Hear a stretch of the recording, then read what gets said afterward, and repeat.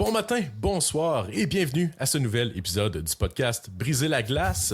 Pour ceux ou celles qui seraient peut-être moins familiers avec le podcast, je me présente Simon Desjardins, crossover scout chez Elite Prospects. Puis Briser la glace, c'est mon projet, un petit podcast que j'ai qui se spécialise dans l'analyse d'espoir et des repêchages de la LNH. Généralement, c'est plus moi tout seul en épisode audio seulement, mais quelques fois par année, je me gâte un peu. J'ai des invités. J'ai également parfois des épisodes avec des vidéos des joueurs. Puis aujourd'hui, c'est spécial parce que je fais les deux. J'ai des invités, des vidéos des joueurs. Écoute, je suis en compagnie aujourd'hui de deux collègues chez Elite Prospects, Sébastien Hay, dépisteur du territoire américain chez EP, ainsi que le hôte du podcast Locked On NHL Prospects, et ainsi que David Saint-Louis, dépisteur en chef chez Elite Prospects. C'est-tu même ton titre, David? J'ai un titre un peu particulier. Ouais, c'est ça. En fond, je suis pas en chef, mais je lead quand même. Ça fit parfaitement mon rôle, je pense, chez Elite Prospects. J'ai pas l'étoffe d'un chef, mais j'ai beaucoup d'opinions. Bienvenue au podcast. Sébastien, c'est pas ta première visite chez nous. On avait fait un repêchage presque parfait il y a quelques mois de ça. Mais David, c'est la première fois. Puis les gens voulaient que tu viennes. Fait que je suis vraiment content que vous ayez accepté. En fait, on est la délégation francophone chez Elite Prospects. Il y a également Adi Kalakesh, mais il ne pouvait pas se joindre à nous aujourd'hui. On va appeler ça Espoir Élite.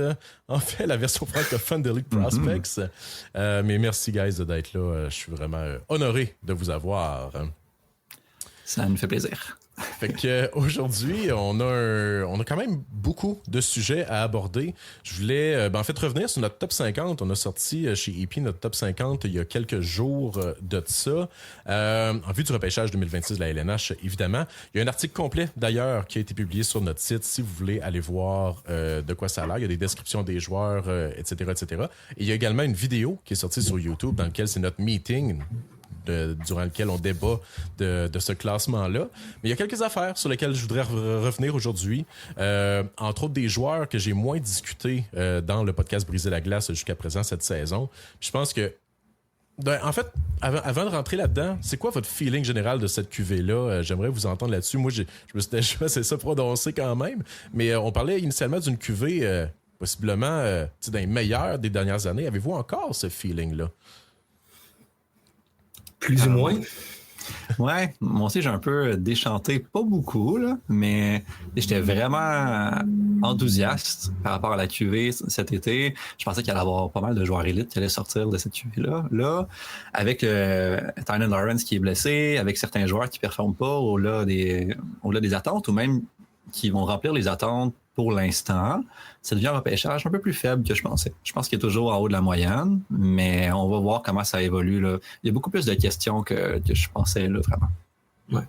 Pour moi aussi, et pour moi, c'est les joueurs du circuit américain que je connais vraiment bien à ce stage du repêchage, mais même juste parmi ces joueurs-là, on voit comme quand même des gros tiers qui se sont formés. Il y a comme 3 gars tout en haut avec McKenna, Verhoff et Tynan Lawrence.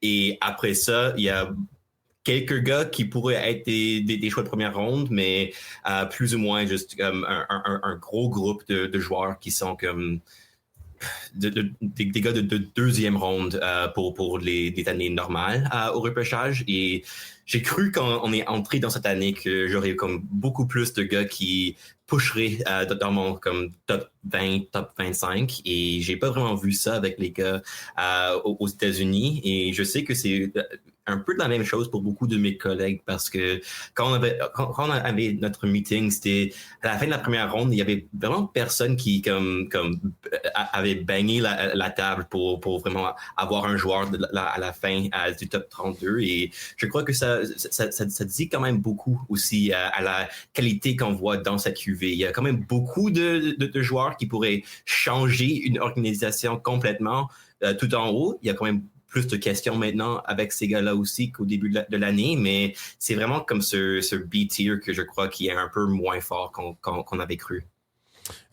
Oui, tout à fait. Écoute, moi, je n'avais parlé dans notre group chat, mais j'ai vraiment eu de la misère à finir mon top 50, en fait. Puis c'est pas qu'il n'y avait pas de bons joueurs. Je pense qu'il y avait d'excellents joueurs là-dedans que je verrais en deuxième ou troisième ronde, etc., etc.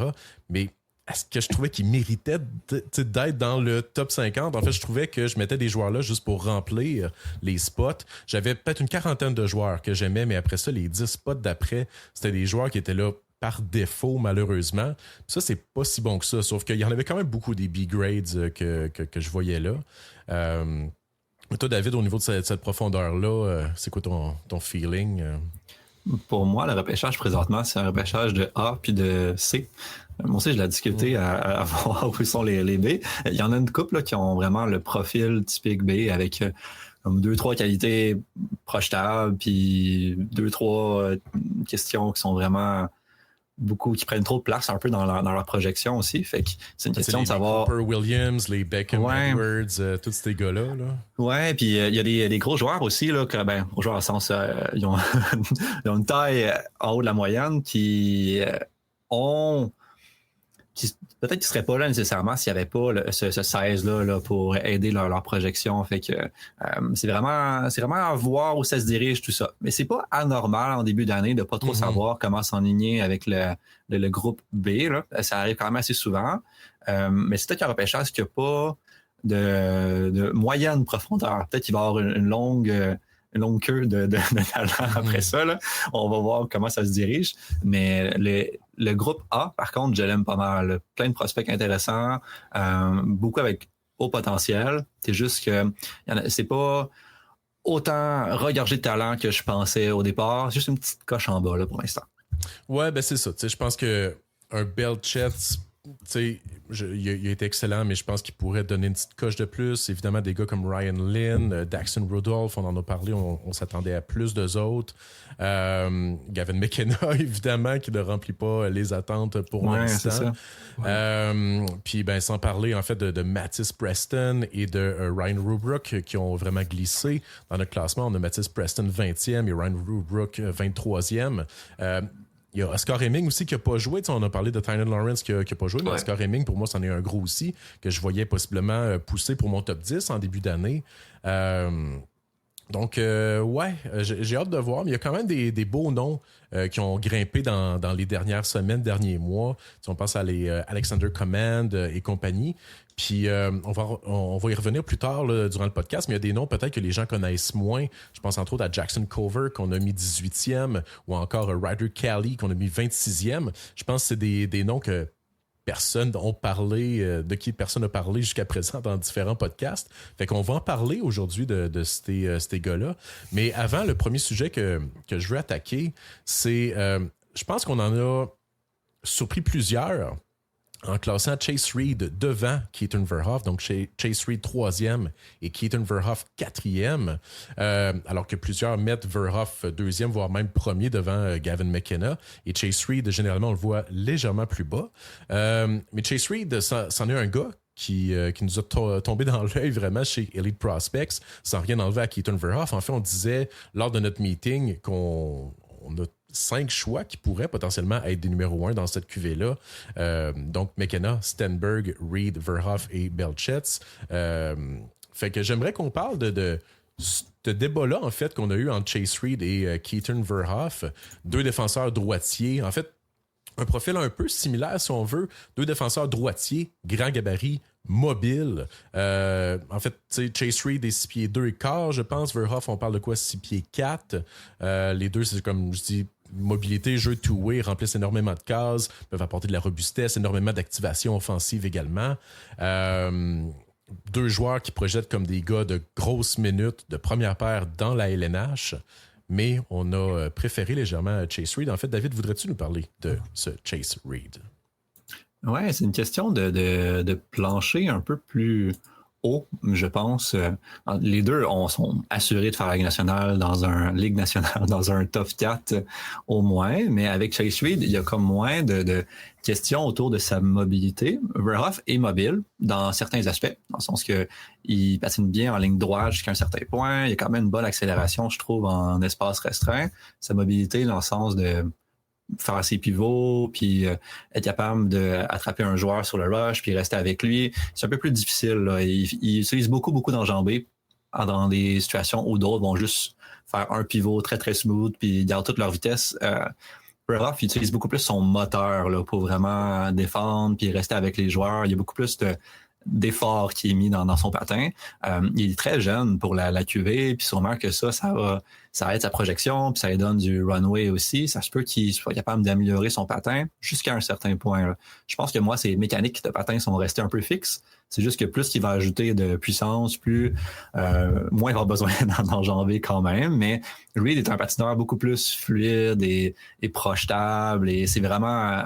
la game va être encore plus facile pour lui à cause de ça. Il y a déjà un petit gap ici. C'est vraiment mini, mais ça contribue à Reed devant. Puis aussi le fait que Reed, la manière dont il joue, c'était pas exactement ça à la game de Top Prospect. Là, il était beaucoup plus à essayer des choses en offensive, à essayer des dangles, puis passer à travers des joueurs ou à côté. Mais généralement, quand il essaie pas de trop impressionner, Reed, il joue une game assez simple quand même, dans le sens qu'il va regarder si les coéquipiers sont à côté du net, il va faire des shots pour des déflexions, il va trouver les options de passe libres immédiatement.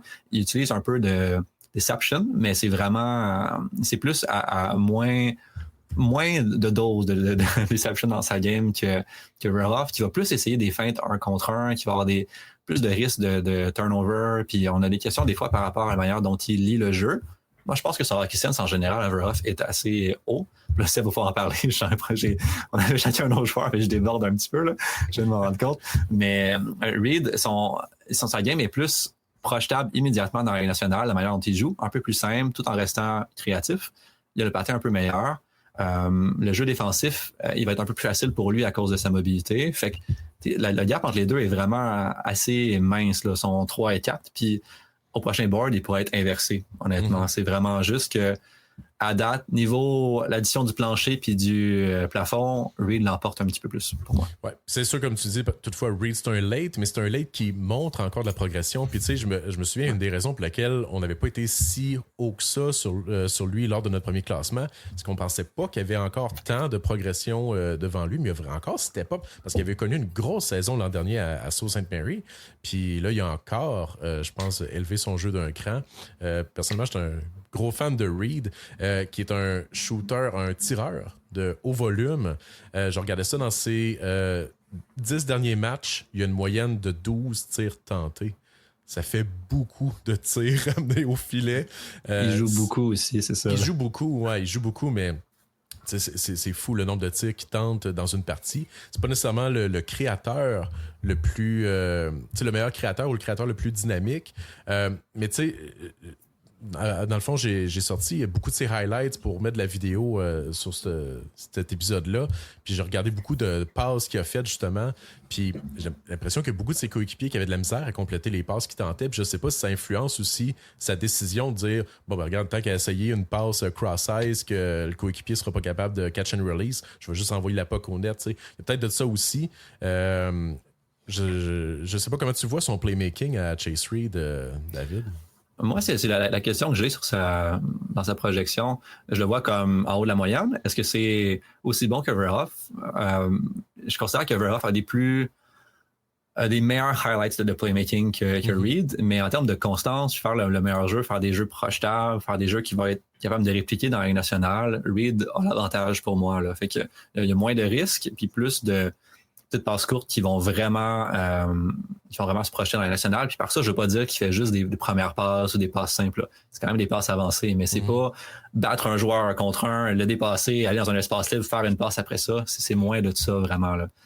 Ce que Verhoff fait des fois pour certains moments. Puis Reed, c'est vrai qu'il est quand même c'est un late. Il est quand même mature physiquement, mais son histoire, c'est qu'il est arrivé tard dans la OHL. L'année passée, il y avait pas mal de trucs projetables, mais il manquait un peu le hockey sense. Cette année, il y a beaucoup moins de questions par rapport à ça. Fait que il a l'air d'être en progression, il est arrivé tard, ça a l'air d'un late bloomer. Fait que pour moi, ça efface un peu l'inquiétude que j'aurais par rapport à un late vis-à-vis de Chase Reed à cause de vraiment son développement. Là.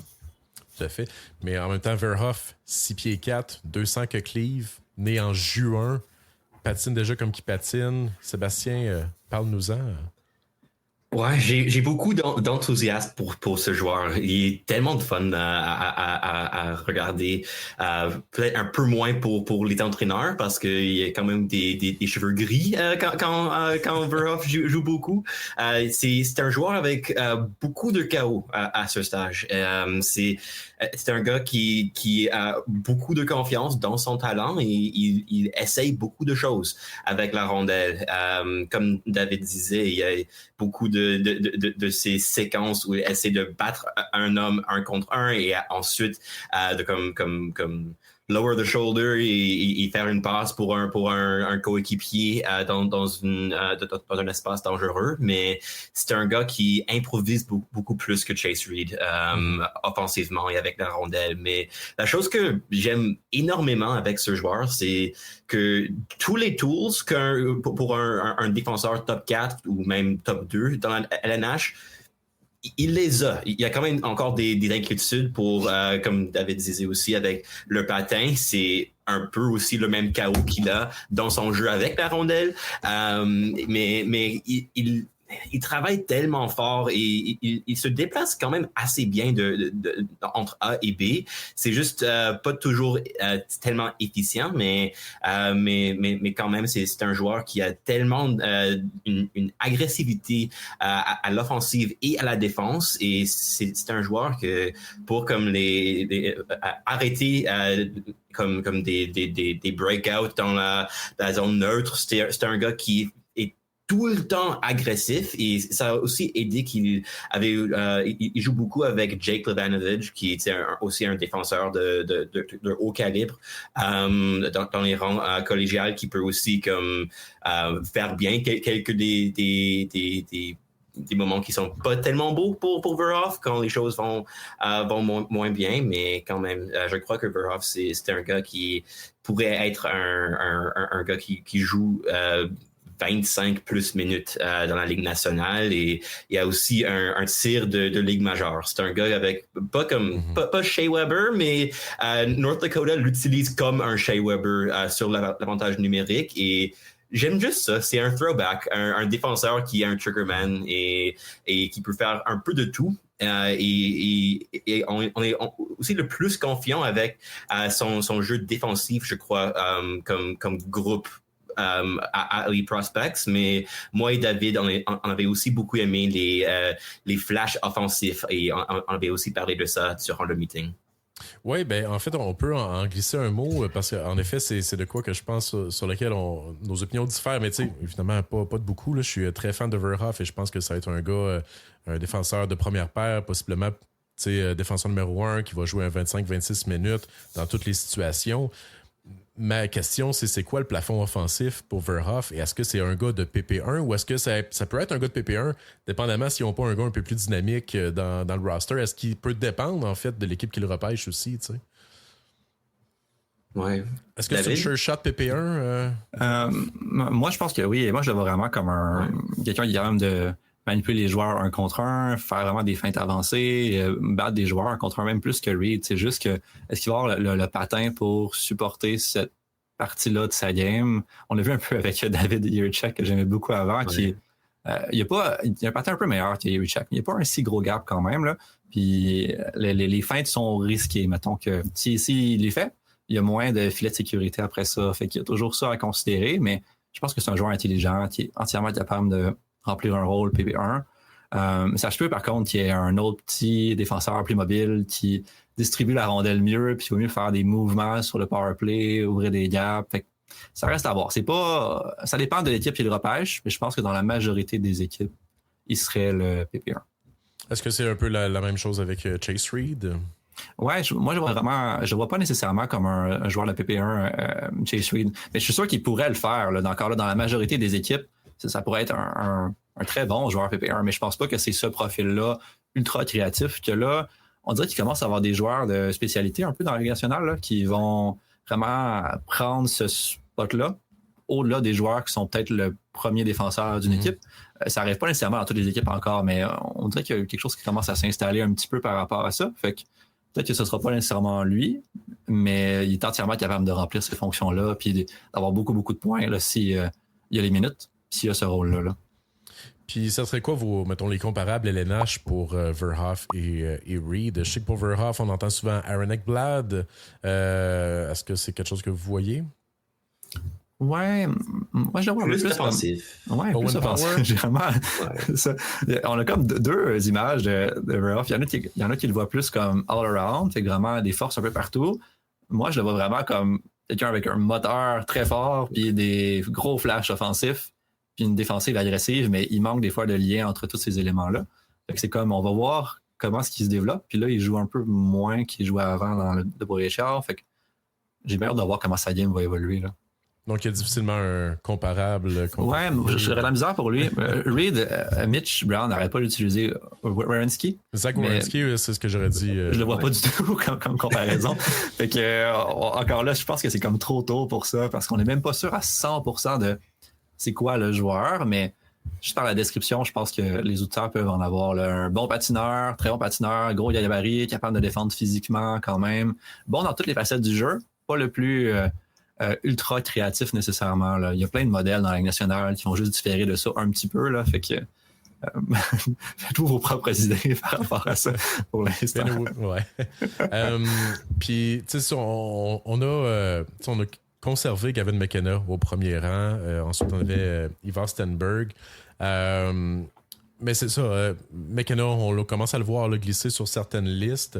Mais on disait, je le disais aussi en début d'épisode, on voit vraiment qu'il y a 5 joueurs qui pourraient possiblement prendre la pole. Sauf qu'ils n'ont peut-être pas eu la petite coche de plus pour nous permettre d'ignorer tout le passé de Gavin McKenna et de le faire dropper. Ce serait quoi pour vous la petite coche de plus que Verhoff ou Chase Reed pourraient montrer pour prendre la pole? Pour Verhoff, je dirais que une grosse chose, ce serait juste avoir de montrer un peu plus de contrôle dans son jeu, avec la rondelle, dans son patin, avec les habits qui supportent son jeu hors de la rondelle, défensif aussi, parce qu'il y a tellement eu de moments déjà de cette année où il est juste en position comme peut-être 2 mètres plus agressif qu'il devrait l'être, et il y a quand même beaucoup de odd man rushes que North Dakota avait concédé à cause de ça, mais plus que ça, je dirais que ça a plus à faire avec Gavin McKenna qu'avec Keaton Verhoff. Je crois que McKenna va devoir vraiment montrer qu'il n'a pas juste le talent, mais aussi comme l'habilité d'être un joueur qui peut jouer un match assez similaire d'une fin de semaine à la prochaine. Il y avait tellement de fois que je l'ai vu maintenant cette année que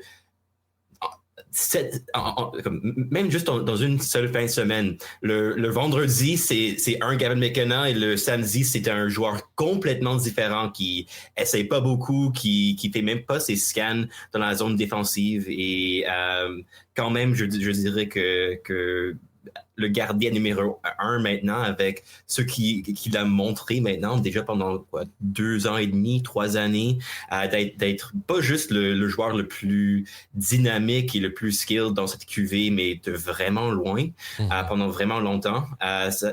J'ai juste besoin personnellement de plus que comme 2 mois et demi dans une nouvelle ligue avec un niveau de physicalité auquel il doit s'adapter, mais on va avoir la conversation en janvier, et je crois que c'est 50-50 presque si Gavin McKenna reste à numéro 1, parce que il va devoir le prouver pour nous de rester là, mais pour maintenant, on a juste donné le benefit of the doubt. Mm-hmm. Oui, parce que c'est un gars qui a accompli quand même beaucoup plus que, je prends d'autres comparables de James Haggins ou Shane Wright dans les années dernières. Ce que McKenna a accompli dans les années passées, c'est quand même exceptionnel. Fait que c'est ça. Dans le fond, je veux qu'on passe d'autres joueurs que j'ai peut-être pas parlé en fait depuis le début de la saison dans les épisodes de Briser la glace.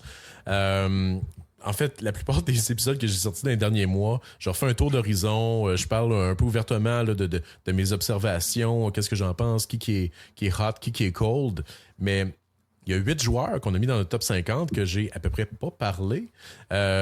Puis j'aimerais peut-être vous donner la parole. En fait, il y a une couple de joueurs là-dedans que je sais que j'aime un peu moins peut-être que la moyenne ou que j'ai été plus lent à embarquer dans le train. Puis le premier de ça, c'est Adam Novotny, en fait, qu'on a classé 14e. Puis honnêtement, en toute transparence, Novotny, j'en ai parlé dans quelques épisodes. Pour moi, ça cliquait pas. Et ça cliquait pas tout simplement parce que je pense que je tombais pas sur les bonnes games. Je voyais que c'était un gars qui avait un bon lancer, qui était capable d'amener des rondelles au filet. Je voyais que c'était un gars qui avait des bons détails physiques également et sans la rondelle. Sauf que la plupart des games que je voyais, il y avait peine à prendre l'intérieur. C'était beaucoup des jeux en périphérie, beaucoup des tirs de loin également. Sauf qu'à un moment donné, il y a une game que j'ai écoutée, que ça a cliqué. Puis là, en effet, je suis totalement on board de l'avoir là. Mais toi, David, je pense que tu es un gros fan de Novotny depuis le début de la saison, right? Oui, mais il y a eu une trajectoire un peu étrange sur ma liste parce que je l'ai parti environ à l'endroit où est-ce qu'on l'a présentement, sur ma liste première qu'on avait faite à l'été. Peut-être en 15 et 18, là, quelque part comme cet endroit-là. Puis après ça, je regardais ses premières games dans la OHL. Je me disais, peut-être qu'il y a un plafond de bottom six dans le fond. Et peut-être qu'il manque vraiment un playmaking, puis pas capable de créer par lui-même tant que ça.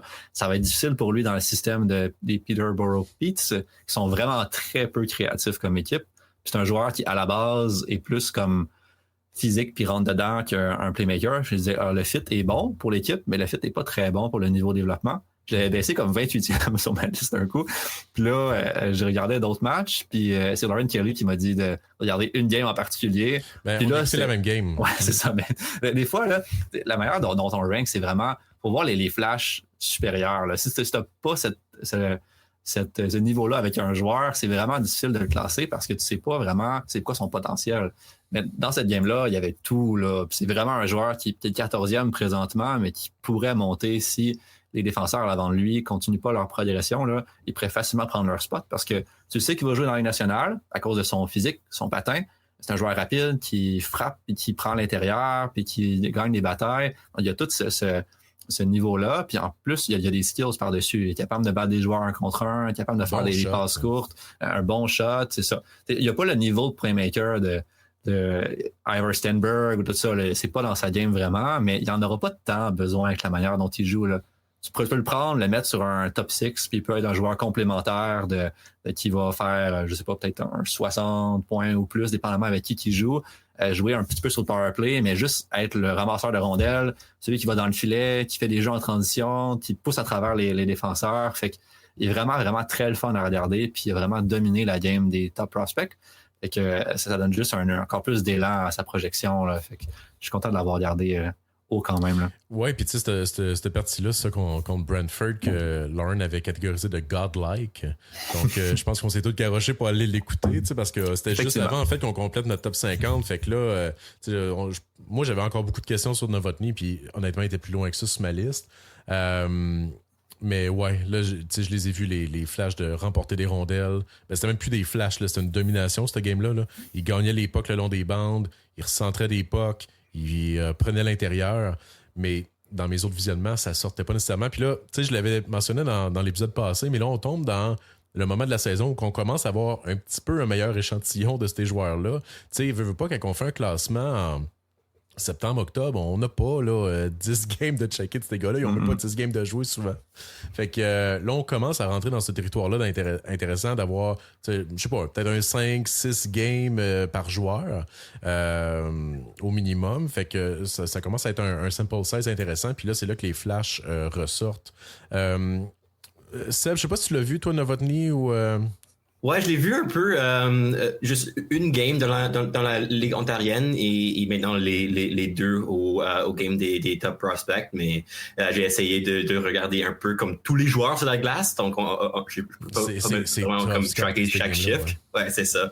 Mais non, j'ai beaucoup aimé les mêmes choses, juste comme le moteur, le patin, le shot aussi, et il y a vraiment comme le profile d'un joueur de vraiment bonne chance à Middlesex dans la Ligue nationale et je crois que dans cette cuvée ici, un joueur qui montre ça, qui pourrait être même devenir un joueur qui joue ce rôle dans quoi comme 3 années, il est assez près. Je crois qu'il y a quand même beaucoup de d'équipes qui auraient beaucoup d'intérêt là. Et si ils seront comme dans les choix comme 17 à 20 pour les équipes qui jouaient en série, je crois que la pression de choisir un joueur avec ce gabarit et qui joue de cette manière-là, c'est... Ouais. Genre de gars qui pourrait justement sur un entry level contract faire remplir un trou sur un bottom six, c'est parfait pour une équipe de série. Moi j'ai une question. Une équipe comme Toronto s'ils auraient retenu leur sélection cette année. Exactement, ça aurait été un excellent choix. Les sénateurs n'ont pas de choix. Moi j'ai une petite question toutefois, David, toi qui l'as vu un peu plus. Il y a un bon shot, mais des fois, je trouve sa prise de décision avant de dégainer peut-être un peu lente. Est-ce que tu as eu ces observations-là? J'ai pas vu autant ces qualités de tir que vous. Encore là, on est en début de saison, fait qu'on a chacun un échantillon du joueur un peu différent, à part cette game-là que tout le monde a regardé. Fait que moi, je le vois vraiment comme plus étiquette power forward qu'un marqueur. J'ai vu aussi des échantillons de shots, mais pour moi, c'est un scoreur plus de proximité que vraiment de loin. La manière dont il va driver le net, là. Puis c'est ça qui est ironique parce que dans tu sais, à un moment donné, je me rappelle, il y a une game que j'ai checké, je l'avais handpicked cette game-là parce qu'il avait décoché 10 lancés au net, je pense. Puis j'étais comme, OK, je vais le voir, ce que tout le monde voit. Puis je pense là-dessus, il y avait comme 8 tirs de la ligne bleue. Puis j'étais comme, ouais, ça m'aide pas. Ça m'aide pas à l'aimer. All right. Je veux passer au prochain, qui est peut-être une grande surprise également pour la majorité des auditeurs et partisans, même qu'il faut que... Bon, je vais changer la slide ici. Jackson Cover, de qui d'ailleurs j'ai publié un shift by shift. Peut-être pas son meilleur match toutefois que je me suis rendu compte après coup. Mais Cover, une belle histoire. Un gars né, c'est quoi, les îles Caïmans? Oui, je pense que c'est ça, ouais. Puis il a joué au roller hockey jusqu'à il y a quelques années de ça. Il joue maintenant pour les Knights de London. Bon gabarit, un gars hyper smooth avec des flashs. Je sais pas si on peut le catégoriser de power forward, mais un gars hyper agile que... En fait, David, je vais te laisser en parler. Je pense que tu es un des gros fans de Jackson Cover. Ouais, en fait, il me rappelle un peu Alexander Zarowski l'année passée. Okay. On avait fait l'erreur de le mettre trop tard, malgré avoir été dans les premiers ou les premiers à l'avoir. Main que Zarowski ou égal ou sinon meilleur, là. Honnêtement, là, c'est exceptionnel. Ses habilités, là. Dans le fond, Cover, là, imaginez le joueur de roller hockey avec des mains vraiment exceptionnelles qui commence à transférer sa game sur la glace. Fait qu'il fait des dingles qui sont vraiment impressionnants, des trucs super créatifs, là, en dessous des patins, entre les patins, en dessous des bâtons. Puis il fait ça. Son habilité à lire la glace est vraiment très, très vite pour quelqu'un que ça fait comme juste 5-6 ans qu'il joue au hockey compétitif, là. Il a les bons patterns, il sait regarder avec la rondelle, il est capable de battre un joueur puis garder quand même une bonne vision de la glace à travers ses mouvements. Fait qu'il y a tout le processing, il y a les mains pour aller avec, le patin est là aussi, puis il mesure 6 pieds 1, 6 pieds 2. Il y a beaucoup de runway avec ce joueur-là. Il y a beaucoup de problèmes de decision making présentement qui sont normales. Il joue pas beaucoup, fait que ça aide pas à rester dans le rythme de la game, mais ces flashs là sont extrêmement impressionnants. Tu le choisis pour le upside. C'est pas mal certain qu'il soit capable de faire la Ligue nationale dans un rôle de soutien s'il recycle ses habilités pour devenir comme plus un checker, mais c'est vraiment pas le scénario le plus probable. Pour lui, c'est comme top 6 ou peut-être qu'il va rester dans la AHL parce qu'il doit encore apprendre à jauger le risque dans ses décisions. Puis aussi à maximiser ses atouts sur la glace aussi. Quels jeux sont projetables, même dans la OHL, quels jeux fonctionnent à répétition, quel jeu qu'il doit enlever de sa game, qu'est-ce qu'il peut faire de plus qu'il fait pas présentement. Mais il y a tous les patterns de mouvement, de skating là, sur le rush. Tout est pas mal là. C'est juste que c'est éparpillé, là, vraiment. Là. Fait que c'est un bon cas de has all the tools, but has to put them together. Là. C'est vraiment... Moi, son maniement en espace restreint m'a beaucoup impressionné. Puis aussi, tu sais, t'en parlais un peu, mais sa vitesse de processing, moi, c'est de quoi que j'ai trouvé quand même excellente, pour ne pas dire exceptionnelle, en fait, pour un joueur surtout de ce profil-là avec cette histoire-là. Tu sais, une game, entre autres, que j'ai checké, je pense que c'est la game justement que j'ai publiée sur le Shift by Shift. Il a fait 2 des meilleures récupérations de rondelles derrière le filet que j'ai vu de toute la saison. Ce joueur-là me rappelle, tu sais, il y a un des films des Mighty Ducks, là, où est-ce qu'ils ont besoin de joueurs, là, puis là, ils vont... est-ce que vous avez regardé les films des Mighty Ducks? Ou c'est vraiment cette chose à la génération? Dwayne Robertson? Ben, je me souviens plus, là, ça fait vraiment longtemps de ça, là, puis juste des souvenirs vagues, là. Il y avait besoin de joueurs, puis là, à côté, il y avait un groupe là, qui jouait hockey-ball avec leur patin à roulette, là, puis ils étaient super skilled. Là. Puis là, ils ont ramené dans leur équipe, là, puis c'était vraiment rendu une équipe d'étoiles. Là. Ça fait longtemps que j'ai regardé ces films-là, mais j'ai comme ce flash-là quand je le regarde. Là, parce que c'est pas un joueur qui s'en fout sur la glace, qui est juste comme créatif, puis ses décisions sont mauvaises. Là. Il y a vraiment beaucoup d'éléments projetables à la nationale. Là. Il y a un fond de...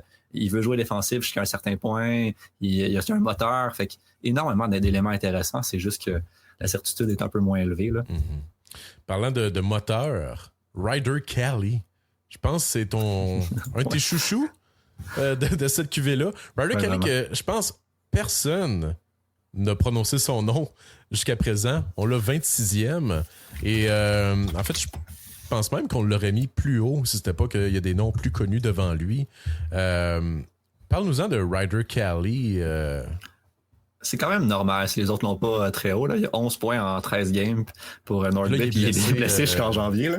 Ouais, on est plus agressif qu'autre chose, mais c'est un joueur qui me rappelle un peu Ryan Leonard. Là. J'en ai parlé dans notre meeting à Elite Prospects, qui est sur YouTube. Mais il y a une des séquences que il avait tiré la rondelle en fond de zone, avait rebondi en avant du filet. Il y avait 2 défenseurs qui étaient allés la chercher. Puis il a tassé les 2 défenseurs là, d'un bon coup d'épaule, les 2. Là. Puis il a pris la rondelle. Puis je pense qu'il a scoré sur le jeu. Là. C'est ce genre...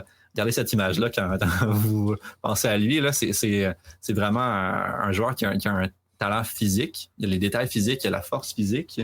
Puis il y a beaucoup de... Il y a un bon niveau de playmaking qui va avec ça. Il y a un bon shot, il patine bien. Fait qu'il y a beaucoup d'atouts autour de ça, mais il est vraiment très, très agressif la manière dont il joue. Fait que c'est facile de le projeter dans la Ligue nationale. La question, c'est est-ce qu'il va être plus qu'un joueur de soutien ou il va vraiment utiliser ses habiletés puis il va grandir comme un vrai power forward qui peut jouer comme joueur complémentaire sur un top 6, un peu comme Adam Novotny.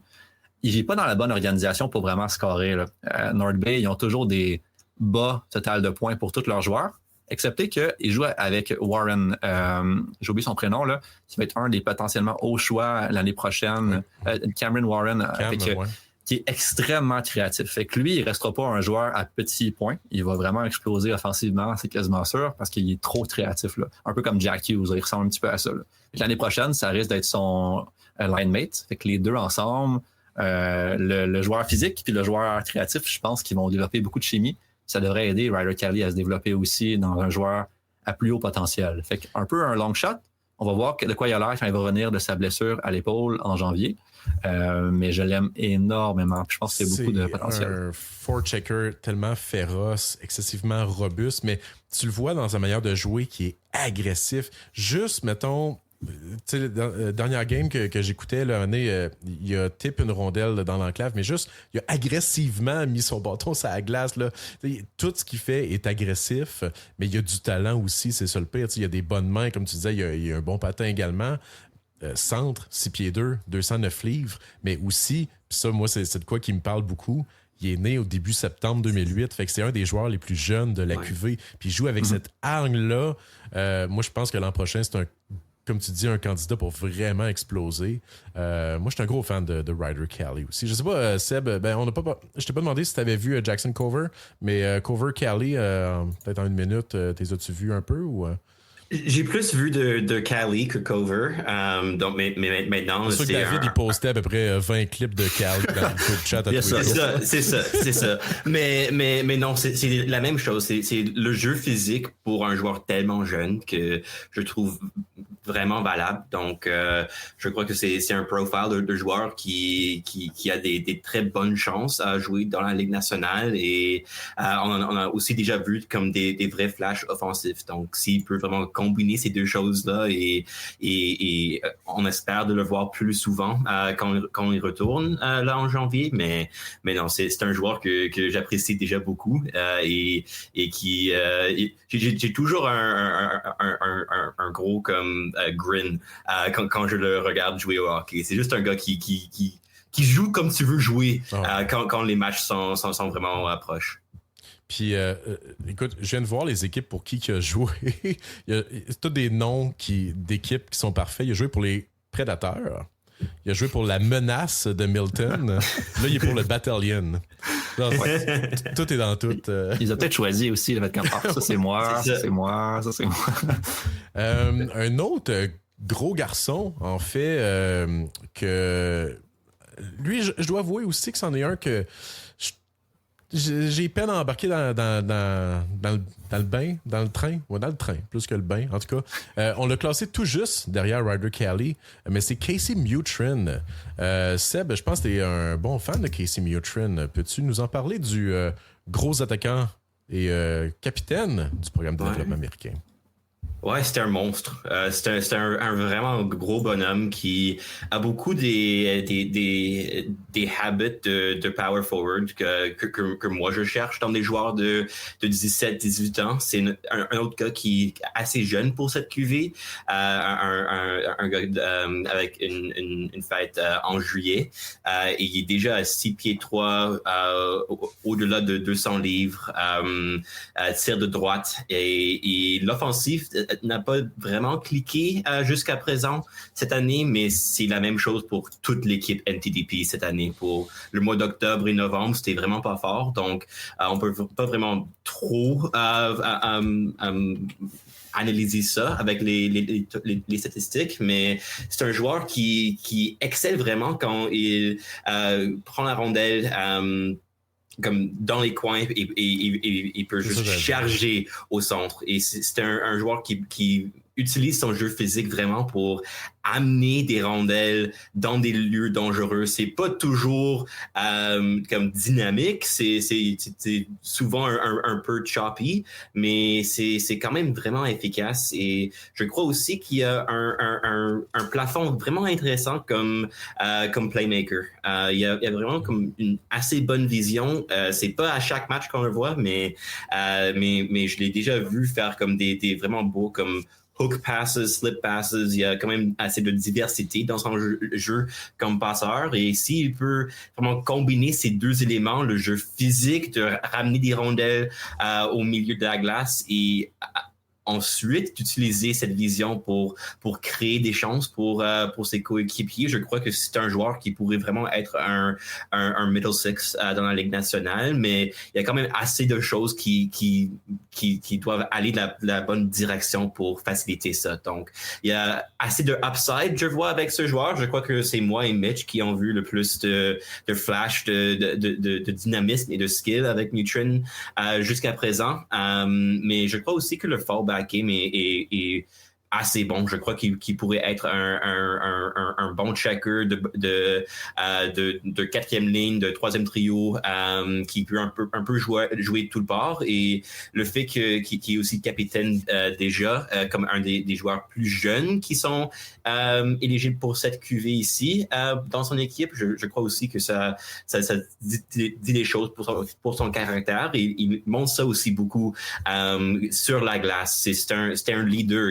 Il fait les jeux inconfortables et c'est aussi un gars qui a beaucoup de accountability dans ses entrevues. C'est un gars qui met beaucoup de pression sur lui-même et je crois qu'il va avoir un bon développement maintenant jusqu'à la fin de la saison et j'espère vraiment qu'on le voit jouer avec un autre gars qu'on discutera ici, Wyatt Cullen. Je crois que ces deux-là pourraient vraiment être dangereux offensivement pour cette équipe et ouais, on verra, mais jusqu'à présent, il n'y a juste pas trouvé un coéquipier avec lequel il clique dans la zone offensive.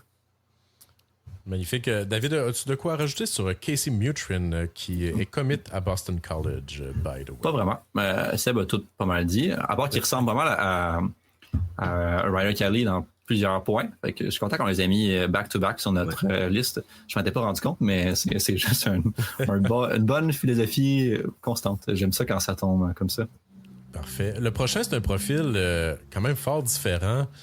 C'est Liam Rock qu'on a classé au 32e pour conclure la ronde. David, Liam Rock, c'est quel genre de joueur, ça?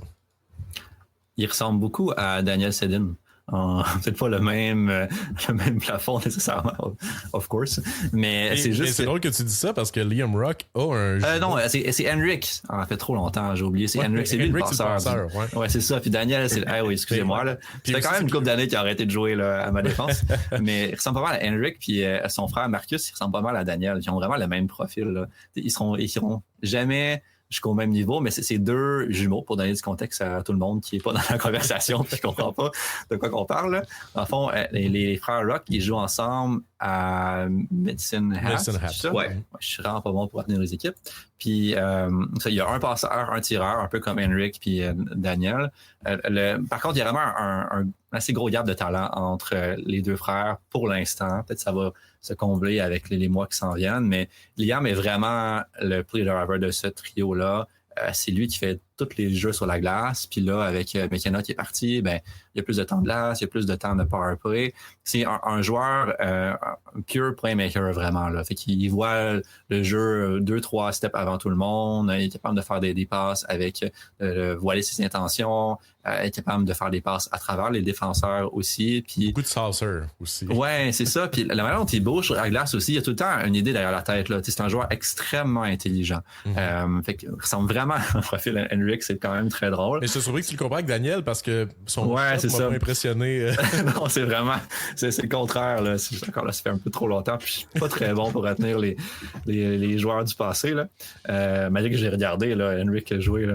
Mais bon, pour revenir à Liam, c'est juste que ses atouts, ils sont un peu déficients là, pour un futur joueur de la Ligue nationale. Son patin doit être meilleur. C'est un plus petit joueur. Il mesure 5 pieds 11, presque 6 pieds, mais il est assez... il n'y a pas une carrure là, de power forward. Là. Au contraire, là, il est un petit peu plus léger, si on veut. Je pense qu'il pourrait avoir un gabarit qui est suffisant pour la Ligue nationale, mais il faut vraiment qu'il améliore son patin. Là. Il y a un gros manque de puissance là. À quel point ça va devenir un atout pour son jeu professionnel, on ne sait pas encore. Fait qu'il y a des éléments comme joueur junior, dans son cas. C'est pour ça qu'il est 32e et non pas top 10. Mais en termes de hockey sense, là, c'est très haut là, dans le repêchage. Là. Il est vraiment le fun à regarder. Oui, c'est ça, un joueur qui joue avec une belle énergie également, un gars super intelligent. Mais c'est ça. Est-ce que c'est un profil de top 9 ou rien? À voir s'il y a cette... Il ressemble un peu au Mathias Massili et ces joueurs-là qui ont du succès dans les équipes où est-ce qu'ils sont en train de reconstruire parce qu'ils ont des spots top 6 alors que quand l'équipe devient meilleure, ben ils s'en débarrassent des fois parce que il y a d'autres joueurs qui ont plus de puissance qui font les mêmes choses. C'est un peu un in-betweener comme ça, mais il est plus intelligent, il a un meilleur jeu défensif, meilleure habitude de jeu que ce type de joueur-là. Fait que, un de nos préférés à plusieurs ici. Ouais. Puis tu sais, c'est un bon point ce que tu apportes parce que quand on fait des projections, qu'on parle de joueurs top 6 ou défenseur numéro 1 ou quoi que ce soit, tu sais, moi je le vois tout le temps dans, pas nécessairement équipe championne, mais équipe compétitive. Évidemment, si tu te fais repêcher par une équipe en reconstruction, ça se peut que tu te ramasses sur un top 4, même si tu n'as pas nécessairement le talent pour jouer là-dessus. Fait que c'est une des affaires un peu ingrates de faire des projections. Fait que c'est important de remettre ça en contexte. Le prochain qu'on a classé, oui, non loin derrière Liam Rock, en début, en fait, de notre deuxième ronde, au 35e rang, c'est un autre du programme de développement américain, Victor Plante, frère de Max Plante et fils de Derek, c'est ça? Derek Plante? Je crois que oui. Seb, parle-nous-en du chum Plante. C'est tellement de fun, les frères Plante, parce qu'ils ont tous le même profil. Ils sont tous des gars avec beaucoup de talent comme passeurs, beaucoup de très belles visions. Ils sont très intelligents et ont juste comme un bon processeur pour le jeu de hockey. Mais le patin est un peu moins fort que la moyenne, je dirais, pour un gars de top 40. Mais pour tous les trois frères, et c'est peut-être le plus le cas avec Victor Plant maintenant cette année, c'est le moteur qui fait beaucoup de travail pour ça, pour faire certain que le patin, c'est pas vraiment une grande faiblesse qui amène beaucoup de concerns pour sa projection à la Ligue nationale, parce que c'est un gars assez petit, 5 pieds 10, 160 livres. Il est assez petit, mais il travaille tellement fort, il gagne ses batailles, il a un beau comme des bons habits de leverage, de dropper ses hips pour vraiment gagner des batailles contre des gars qui sont beaucoup plus gros. Et on avait vraiment vu ça maintenant cette fin de semaine contre Team CHL, que Victor Plant, il a gagné comme 55 à 60% de ses batailles selon le eye test, mais c'est un joueur qui amène beaucoup de créativité comme passeur et c'est toujours un gars qui joue à son meilleur quand il bouge ses pieds. Et j'avais quelques matchs cette année où il était un peu moins efficace, et ce sont toujours des matchs où il essaie de ralentir le jeu un peu plus, et c'est là où les choses peuvent être un peu moins efficaces, mais toujours quand il a ce moteur-là, c'était le leader offensif pour le NTDP, et beaucoup de fins de semaine, c'était le seul gars qui avait l'habilité de créer des chances pour cette équipe dans le mois d'octobre et la première demi du mois de novembre aussi. Mais maintenant, je crois avec Wyatt Cullen que maintenant il y a deux joueurs qui peuvent faire ce travail pour cette équipe, et que peut-être Victor Plant va avoir plus de chances contre des comme deuxième trio, troisième trio pour le reste de l'année. Il va peut-être avoir un peu plus d'espace et de temps pour créer, mais c'est vraiment un gars qui pourrait être soit un gars de deuxième trio qui peut être le F1 s'il peut vraiment améliorer le jeu physique et de juste créer de ces zones congestées dans la zone offensive, ou soit un gars de troisième trio qui peut faire un peu de tout. C'est aussi un gars qui a un plafond intéressant, mais c'est aussi le plancher qui pour un joueur de ce gabarit, et je crois est assez élevé. Il y a beaucoup de joueurs dans cette équipe qui sont assez petits, mais c'est Victor Plant, je crois, qui a les meilleures fondations pour amener son jeu avec ce gabarit au rang professionnel. Magnifique. Il nous reste, écoute, deux noms à parler. Le prochain, on va passer très vite parce que je pense qu'on n'a pas grand-chose à dire dessus. Au 43e rang, on avait mis Landon Armrein, je pense que ça se prononce. Écoute, c'est juste un gars très, très grand. C'est juste un très grand attaquant. Il mesure combien? Je ne l'ai même pas noté ici. 6 pieds 4 et demi. 6 pieds 5. C'est un bon 6 pieds 5, ça. Mais c'est pas le gars qui a le plus de talent. Je pense que c'est un gars qui a un gros shot. Je l'ai pas vu ben. Je pense que j'ai checké une ou deux games de lui pour voir si je voulais le mettre dans mon top 50 ou non. Mais toi, David, je pense que tu l'as écouté un petit peu plus là, en 30 secondes. Ouais, ben dans le fond, c'est juste un gros projet. Vraiment. Là. Il y a le gabarit pour jouer dans la Ligue nationale, puis être aimé par les scouts de la Ligue nationale aussi. Mais c'est vraiment... Il y a beaucoup de place à prendre la masse. Il y a des flashs de playmaking, flashs de shot, flashs d'être capable d'être un joueur qui joue devant le net, qui prend les rebonds, qui les met dedans, flash de power forward, mais c'est juste ça. Quand tu le regardes, faut être un joueur que ça va nous prendre comme 20, 30 visionnements à travers toute l'équipe pour être sûr que il y a bien suffisamment de flash pour lui dire OK, ce gars-là a une chance raisonnable de devenir un bon choix de deuxième ronde, puis quelqu'un qui peut être sur un top 9, jouer un rôle de scoreur secondaire en apportant un élément physique. pour l'instant, on est plus convaincu de son profil que d'autres. C'est pour ça qu'il est à 43, mais il y a beaucoup d'incertitudes qui l'entourent vraiment. Fait qu'on va voir comment ça évolue. C'est plus ça. Puis tout juste derrière, au 44e rang, on a un gars qui a peu joué cette saison, mais qui a quand même fait forte impression récemment. Wyatt Collin. Il a fallu que je recheck son nom pour être sûr de ne pas dire Colin Potter. Je me mélange tout le temps. Wyatt Collin. Seb, je pense que c'est un de tes chouchous récents, right? Ouais, des chouchous vraiment récents maintenant parce que il vient juste de retourner. Il était hors de l'action jusqu'au tournoi international au début de novembre et vraiment du premier match là, il est devenu le premier gars offensif pour l'équipe junior américaine. C'est un joueur vraiment dynamique. Il est pas le plus gros gabarit à 6 pieds et 172 livres, mais c'est un gars qui patine vraiment bien. C'est le fils de Matt Cullen, à l'ancien de la Ligue nationale. Mais c'est pas un genre de style de joueur, là. Non, c'est un joueur vraiment dynamique, créatif, avec beaucoup de pace aussi. C'est un joueur qui veut vraiment ajouter plus de rapidité au jeu quand il est sur la glace et la rondelle colle sur son bâton vraiment souvent. Je crois que ses mains sont assez spéciales. Ce sont les meilleures mains dans cette équipe-là, c'est certain, déjà.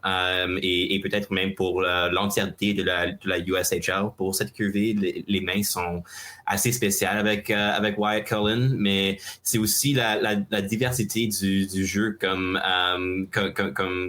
playmaker que je crois est vraiment intéressant.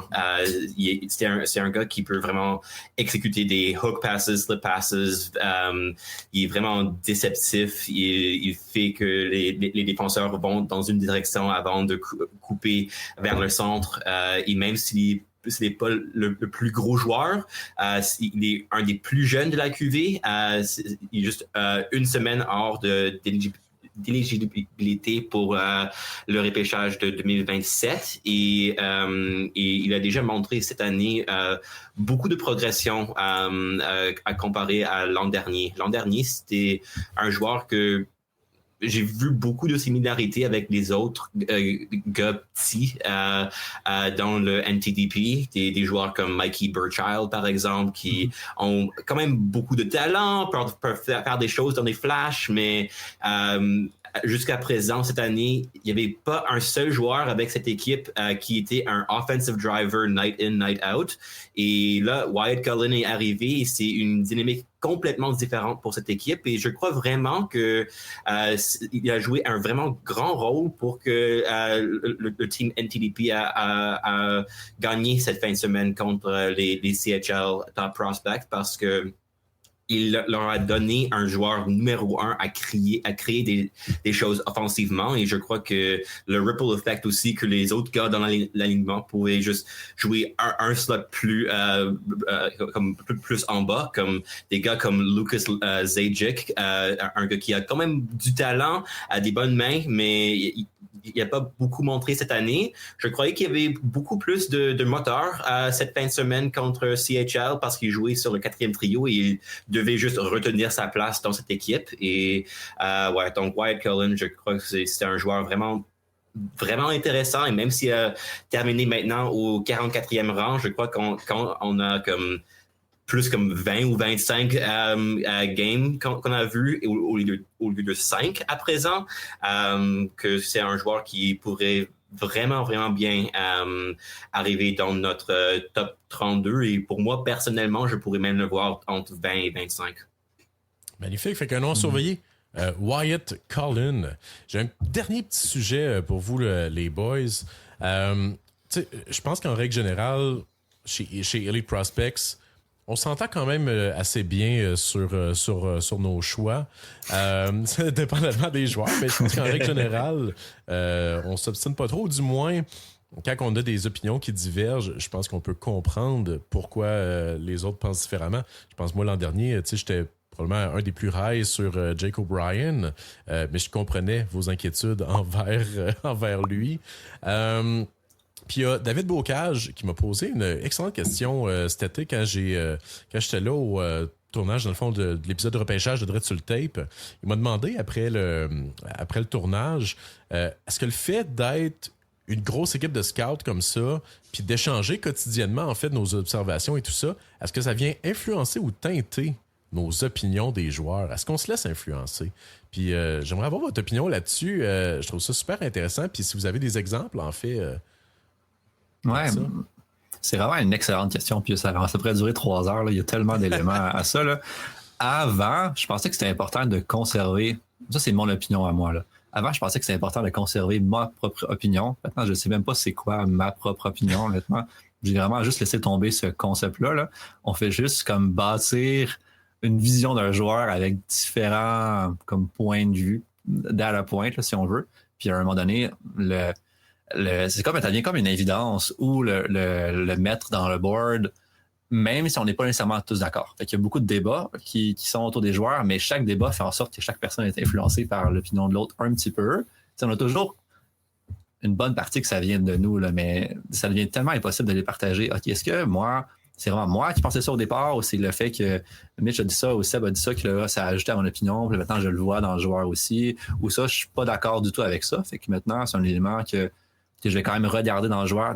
Tout est inter-influencé maintenant, là, mais la manière dont on a bâti l'équipe aussi, c'est en recherchant des profils similaires d'évaluateurs jusqu'à un certain point. Comme des gens qui on savait que en travaillant ensemble, ça se passerait bien, puis qu'ils allaient les travailler, puis que les opinions seraient similaires, oui, jusqu'à un certain point, mais que la manière d'évaluer les joueurs, puis qu'est-ce qu'on va choisir dans un joueur qui est important, va rester relativement le même, puis que même si ça diffère, on est capable d'avoir une philosophie comme principale, puis les gens savent quoi regarder après un certain temps avoir passé avec nous.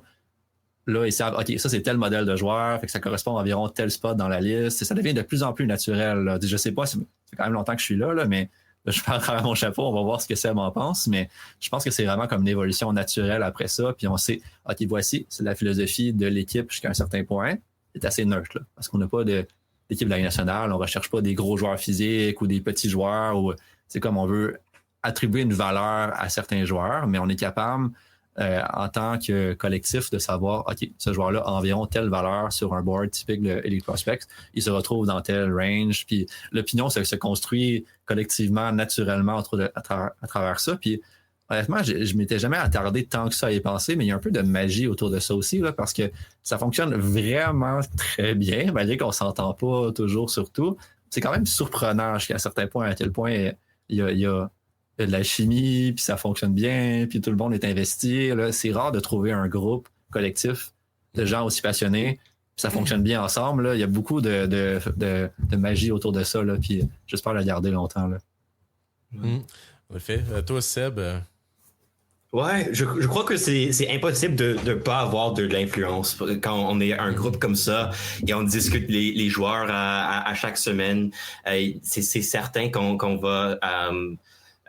penser des points que nos collègues disent avec quelques joueurs. Je pense maintenant à un gars comme Landon Nix qui ont discuté il y a comme un mois et je crois c'est les 2 premiers matchs que moi j'ai écoutés, le premier match que Simon avait écouté était quand même assez fort et après ça il y avait quand même c'est ça, un gros fall parce que il y avait comme David qui est venu avait écouté des matchs de son D-1 qui était vraiment pas fort, surtout au niveau du hockey IQ. Et après ça, moi je suis retourné pour écouter plus de matchs de cette année ici en NCAA et j'ai vu plus de ces comme patterns qui me donnaient plus de pauses parce que c'est pas que je vois maintenant un joueur complètement différent à cause de ces points, c'est juste que la mobilité et le gabarit physique, c'est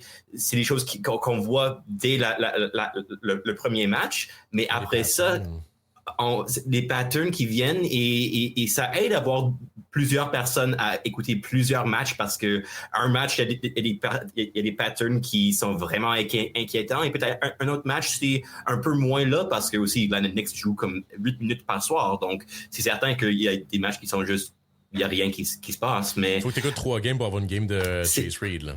C'est ça. Mais juste comme exemple là, avec Next, je crois juste que c'est un environnement où on peut vraiment se poser ces questions qui viennent aussi de l'extérieur. Et ça aide beaucoup à juste check your notes un peu, à regarder les joueurs avec un peu une autre perspective. Si on a beaucoup d'enthousiasme pour un joueur au début de l'année et après ça, retourner avec un peu plus de critique dans les lunettes de scout. Mais ouais, je dirais que c'est... Même pour les personnes qui écoutent des podcasts comme ceux-ci pour tracker les gars qui vont arriver en Ligue nationale dans les prochaines années, c'est certain que même là aussi, il va y avoir des billets à cause d'où ces informations viennent. Donc, c'est impossible de pas l'avoir, mais je crois que ce qu'on fait vraiment bien, c'est qu'on a cette bonne base comme équipe où on comprend, OK, on a comme notre grading scale, on comprend comme, OK, si un joueur est un vraiment bon patineur, comment ça a l'air et je crois à cause de ça, nos débats sont beaucoup moins comme si une personne dit ce gars-là a un vraiment bon patin et un autre dépisteur dit non, il peut pas vraiment patiner comme du tout, c'est comme vraiment limite pour le niveau de Ligue nationale. C'est plus juste le fait si ces patterns peuvent quand même se translater au prochain niveau. Donc, on voit souvent les mêmes choses, mais on l'interprète un peu différemment. Ben, en fait, c'est parce que je pense que il y a vraiment deux choses dans l'évaluation d'un joueur. Il y a l'évaluation de qu'est-ce que le joueur est maintenant et qu'est-ce qu'il peut devenir. Je pense que dans l'évaluation de qu'est-ce que le joueur est maintenant, je pense qu'on s'entend généralement pas mal toutes. Ouais. Mais maintenant, c'est comment qu'on projette ce joueur-là au prochain niveau. Je pense que c'est là que des fois les opinions peuvent différer. C'est en plein le point, mot pour mot, que j'allais apporter exactement mon idée. Là. Tu vois, c'est un autre exemple de connexion, là, parce que c'est exactement ce que j'avais en tête, cet argument-là. Là. Puis je pense que, juste te faire 30 secondes, je vais te relaisser après ça. Je pense qu'on sait ça, comme tu dis, ce qu'un joueur est maintenant, ça devrait être relativement similaire, pas juste pour nous, mais même pour tout le monde qui regarde ce joueur-là. Quand on a fait un certain temps de scouting, il ne devrait pas avoir... Ça devrait être 80% la même chose. Là. Fait que c'est vraiment la projection là, que... Vas-y, excuse. Non, c'est tout à fait ça. Puis tu sais, je sais pas à quel point qu'on s'influence entre nous, mais je pense que d'en discuter, ça permet soit de voir les drapeaux rouges, peut-être qu'on n'aurait pas vu. On a parlé de Landon Nix. Pour moi, le manque de hockey sense m'avait pas nécessairement sauté aux yeux, mais maintenant que David en parlait, j'ai essayé de porter une attention particulière à ça. Puis là, oui, j'ai vu certains drapeaux rouges qui étaient moins évidents lors de mes premiers visionnements. Mais à l'inverse aussi, des fois, il y a des joueurs qui sont comme « Hey, j'ai checké 4-5 games de ce gars-là, je le comprends pas. C'est quoi que vous voyez en lui? » Puis là, ça permet peut-être de focusser, parce qu'il y a tellement d'affaires à checker sur un joueur. C'est ça. Puis c'est fou, tu sais. Puis aussi, moi, qu'est-ce que j'essaie de faire en début de saison pour éviter d'être influencé par les autres, c'est que je vais aller... dans le fond, je lis pas vos rapports, je check pas vos observations dans mes premiers visionnements, je binge-watch une coupe de games, je fais mes rapports, puis après ça, je vais comparer avec qu'est-ce que vous autres vous avez vu. C'est rare, honnêtement, que ça diffère beaucoup, là. Des fois, il y a des petits détails, mais honnêtement, généralement, mes opinions, tu sais, blind, se rapprochent quand même beaucoup des vôtres. Puis je suis sûr que vous faites la même chose de quoi de similaire, tu sais. Fait que ça prouve en fait que, comme tu dis, je pense qu'on s'influence peut-être pas tant que ça au final. Surtout que je pense qu'on a un peu tous la même mentalité de visionnement et d'analyse. Non seulement c'est... Je pense qu'est-ce qui fait qu'on est chez EP, mais aussi, veut pas, à force d'échanger qu'est-ce qui marche pas chez un joueur, mais je pense qu'on focus beaucoup sur les mêmes affaires aussi. Là. Mais ça arrive qu'il y a des joueurs dans une cuvée qu'il y en a qui aiment plus que d'autres. C'est comme Aram Olsen, par exemple, qui est même pas dans notre top 50, ni même dans nos mentions honorables. Je suis un des seuls qui l'avait de classer dans son top 50. Mais encore là, il y a une question de sample size. Tu sais, mes premières games ont été excellentes de Aram Olsen, puis je voyais pas les red flags que les gens soulevaient, mais mes 2 derniers visionnements ont quand même été beaucoup moins bons, et je les voyais, ces red flags-là, justement de manque de manipulation, de contrôle et tout ça. Fait qu'il a baissé, veut pas, dans mon classement. Fait qu'il y a ça aussi, il y a la question de sample size qui est intéressante. Puis l'autre aspect, on en parlait, je pense que c'était hors caméra qu'on en parlait, mais étant donné qu'on remplit des rapports et qu'on veut remplir des rapports sur le plus de games différentes possible, on check toutes des games différentes. Fait que, évidemment, Ryder Kelly puis Adam Novotny, on disait qu'on a checké les mêmes games, puis ça a été un déclic. Mais tu sais, si je suis le dernier à passer sur un joueur, il y a des chances que je pogne des moins bonnes games, en fait, aussi. Là. Fait que ça, c'est un phénomène aussi. Fait que des fois, c'est bon d'aller revoir des games que les gens ont vus, tu sais. Puis ça, je le fais aussi. Je remplis pas nécessairement des rapports sur ces games-là, mais mettons que je vois qu'il y a un rapport hyper positif sur un joueur que j'ai encore de la misère à saisir. Je vais aller la voir, cette game-là, puis voir si ça peut faire changer... mon opinion, on ratisse large aussi, c'est ça. Maintenant, là, vu qu'on est vraiment beaucoup de gens, mais il n'y a pas vraiment de game ou d'aspect d'un joueur qu'on manque rendu comme en janvier ou en avril. Là. On a pas mal vu tous les aspects de ce joueur-là. Fait que c'est juste une question de discuter de la projection. Puis de plus en plus, à chaque année, il y a vraiment comme c'est pas une ligne directrice rigide, là, mais on sait un peu où est-ce que les joueurs devraient s'en aller. On a une philosophie. On n'est pas une équipe, mais on a une philosophie. Mm-hmm. Tel type de joueur, ça a telle valeur environ. Puis là, c'est sûr que après ça, dans les tiers ou les groupes de joueurs, là, il y a quand même pas mal de débats. Là. Entre ton 5 et 10, là, t'as ces 5 joueurs-là ou ces 6 joueurs-là. Puis là, on s'entend pas vraiment, mais c'est une question de trouver des compromis jusqu'à un certain point. Puis à la fin de l'année, c'est sûr que les gens qui sont là d'un peu plus longtemps, il y a plus de pouvoir de trancher. Ça veut pas dire qu'on a la bonne réponse, des fois on se trompe, là. Mais c'est vraiment à la fin, ça devient plus ça, mais c'est vraiment sur des détails, là. C'est tellement rare là, qu'on a affaire comme OK, mais non, mais ce joueur-là, il va vraiment là, puis ça fonctionne pas. Là. C'est tout le temps, le groupe pousse dans cette direction-là. Là. Ouais, puis je pense pas qu'il y ait personne d'assez orgueilleux pour vraiment péter une pas à long terme, à court terme peut-être. Là. Sur les 2-3 games que j'ai vus, là, je suis sûr de ça, mais après un certain temps, ça devient comme une évidence. C'est comme ouais. Peut-être que c'était juste des bonnes games où j'étais fatigué cette journée-là quand j'ai regardé ou je sais pas quoi. Là. Parce que tu sais, c'est quand même énormément de games cumulativement qu'on écoute. Je faisais des blagues là-dessus dans un épisode passé de Briser la glace. Je parlais de Simas Ignaticius. Simon de Genève. C'est ça. Le gars lituanien qu'on a classé. Je pense il y a 2 semaines, on était déjà rendu à comme 20 rapports sur ce gars-là. Fait que tu sais, imagine. C'est un joueur connu, là. Ben c'est ça. Fait que tu sais, les joueurs connus, non seulement ça ramasse avec. Je sais pas, on va pogner combien de rapports en fin de saison sur les gros joueurs, mais ça risque d'être assez épouvantable. Puis on fait pas nécessairement des rapports sur tous nos games, là. Mm-hmm. Surtout, en tout cas, moi je sais que juste avant les classements, je binge-watch, puis je fais pas nécessairement des. Je suis juste en mode, OK, j'écoute le plus de games possible, là, parce que c'est quand même long faire des rapports aussi, veut pas. Mm-hmm. Écoute, dernier élément par rapport à ça, là, imagine dans 2 saisons, quand là, on va avoir tous les rapports de U15, U16, là, il va y avoir des centaines là, de rapports sur les pages des joueurs les plus importants. Là. Parce que ça va être pas mal le fun, ça.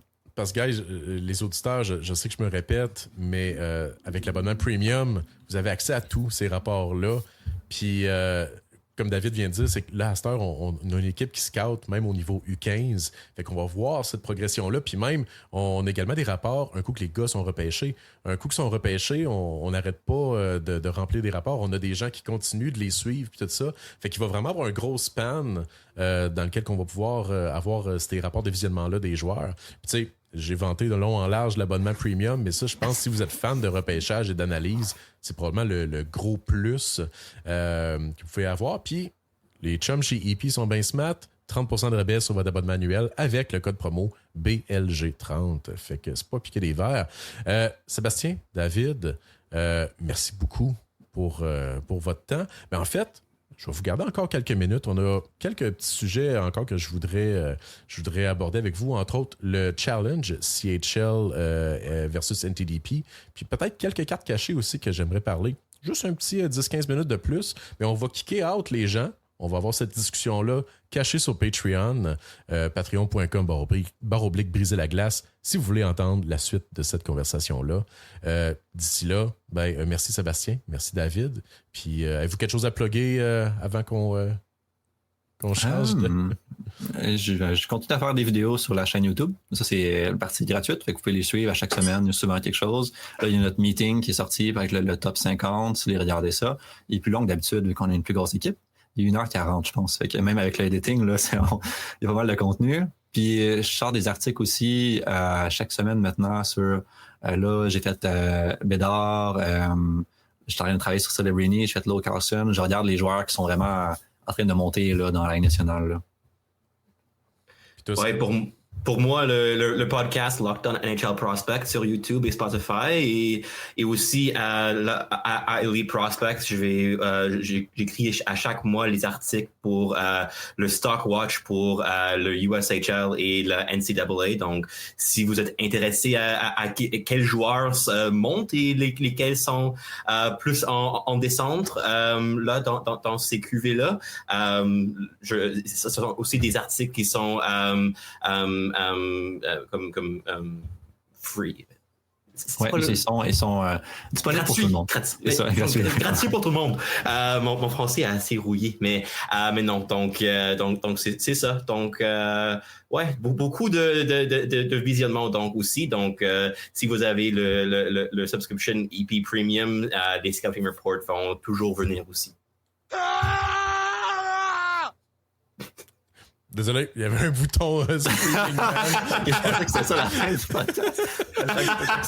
Je voulais voir qu'est-ce que ça donnait. All right, merci. The classic outro.